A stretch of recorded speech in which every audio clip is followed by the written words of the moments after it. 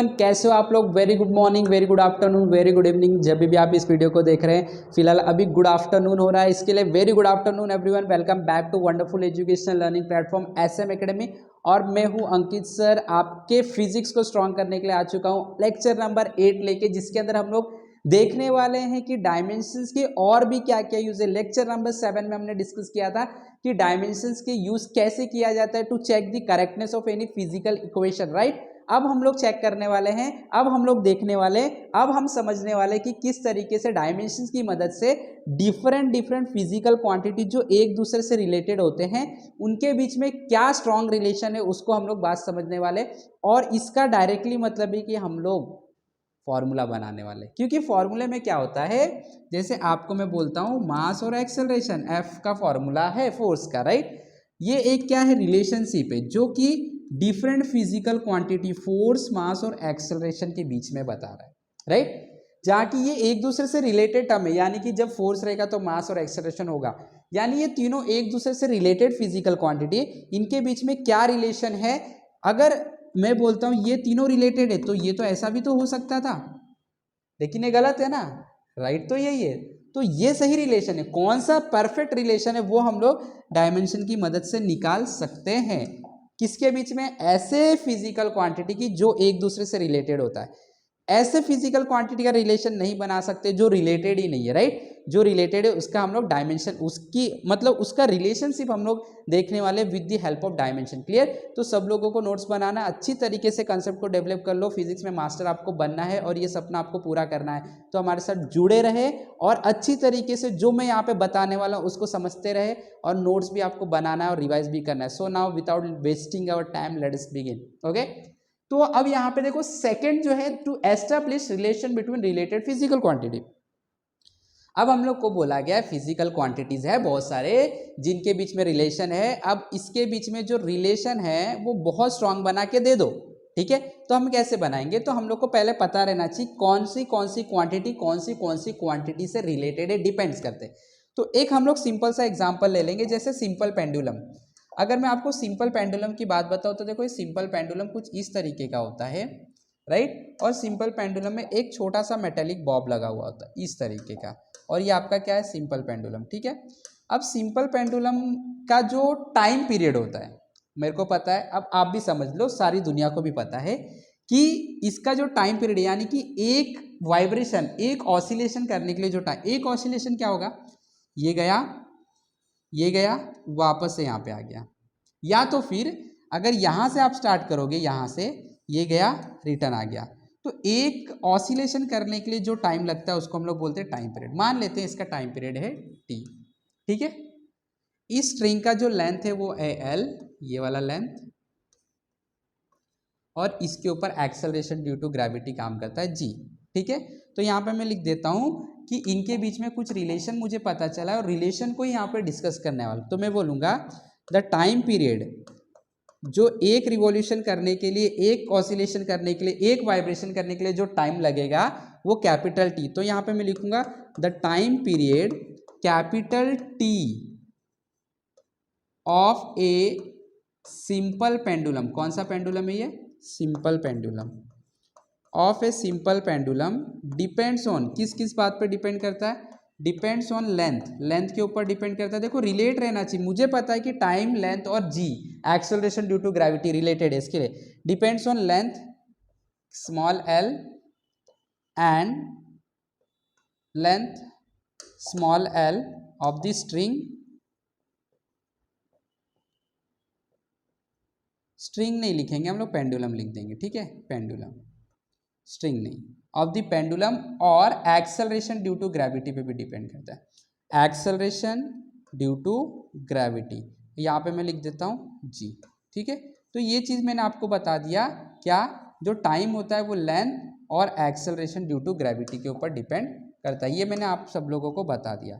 तो ये आपके पास 3 फिजिकल क्वांटिटी आ गए। अब इनके बीच में रिलेशन क्या है उसको हम लोग को बनाना है। क्लियर, एकदम सिंपल है। क्या करने का, जो जो बातें बताई गई है लिख देने का, ठीक है। चलो देखो, अभी ध्यान से देखो, यहाँ पे हम लोग समझने की कोशिश करते हैं, ठीक है। तो मैं यहाँ पे लिखूंगा, जैसे हम लोग को बोला गया था time period of a simple pendulum depends on length, तो मैं यही बता रहा हूँ कि time period of a simple pendulum depends on length.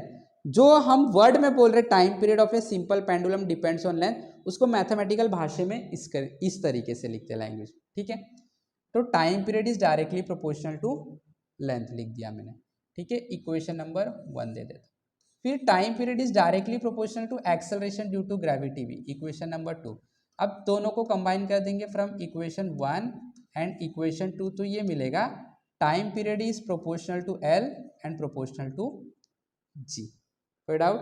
अब क्या करने का, डायमेंशन की मदद लेना है ना, क्योंकि ये तो यूजेस ऑफ डायमेंशन है।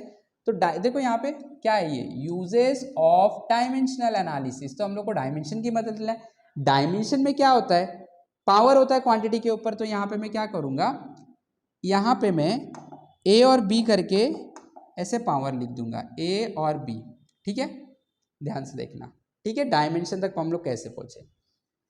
अब ये जब मैं हटाऊंगा तो आप लोगों को पता है मैथमेटिक्स का रूल, ये हटाने के बाद एक कांस्टेंट आ जाएगा एल रेस टू ए और जी रेस टू बी, इसको बोल देंगे इक्वेशन नंबर ए। अब क्या करेंगे हम लोग, जितने टर्म्स आपको दिख रहे 1 2 3 4 सबका डायमेंशन लेंगे, लेकिन एक बात है के तो कांस्टेंट है, उसका तो डायमेंशन नहीं होगा, तो नहीं लिखेंगे, ठीक है। तो देखो यहाँ पे taking dimension on both side, दोनों साइड डायमेंशन ले लेंगे, ठीक है।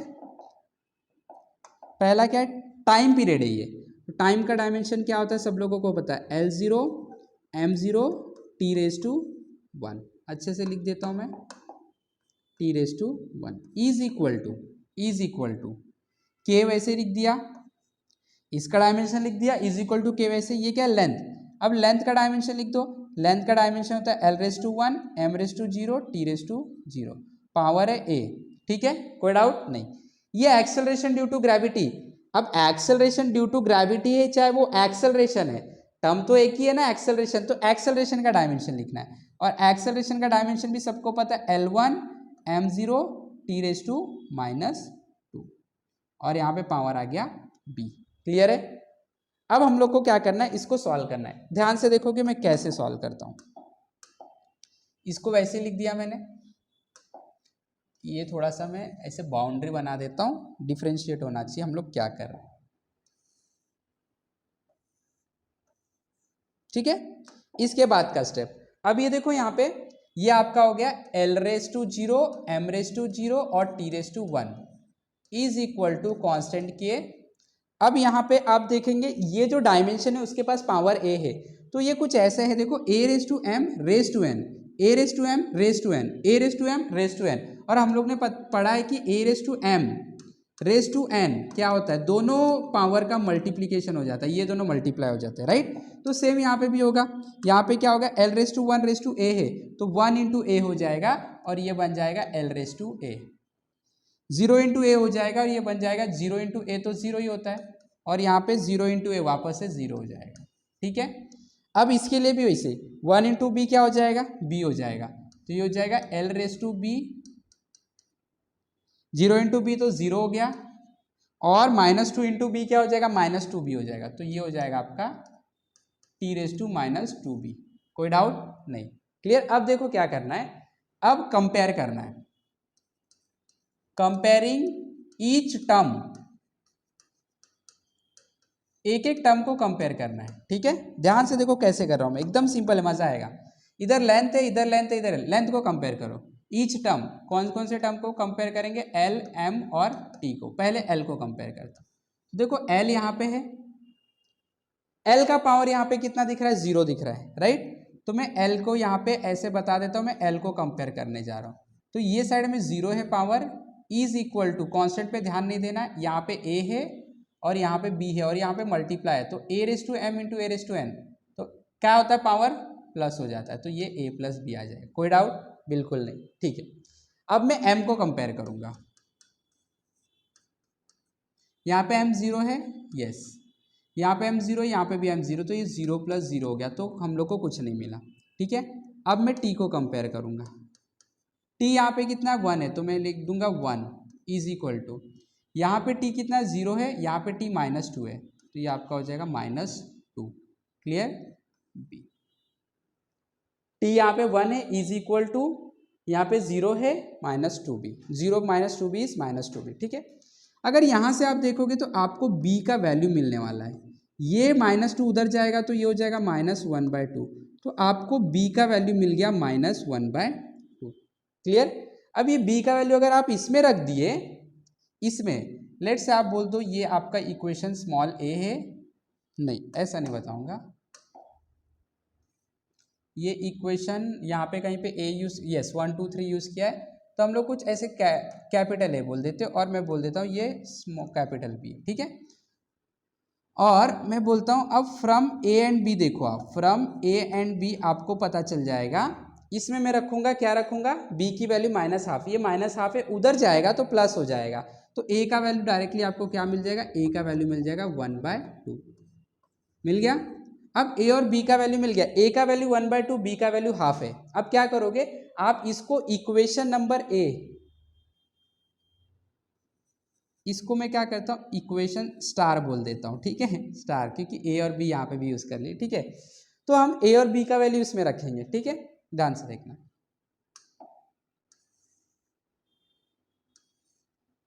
एकदम कंफ्यूज नहीं होना, देखो पहला स्टेप इधर किए, दूसरा स्टेप इधर, तीसरा इधर, ठीक है। पुटिंग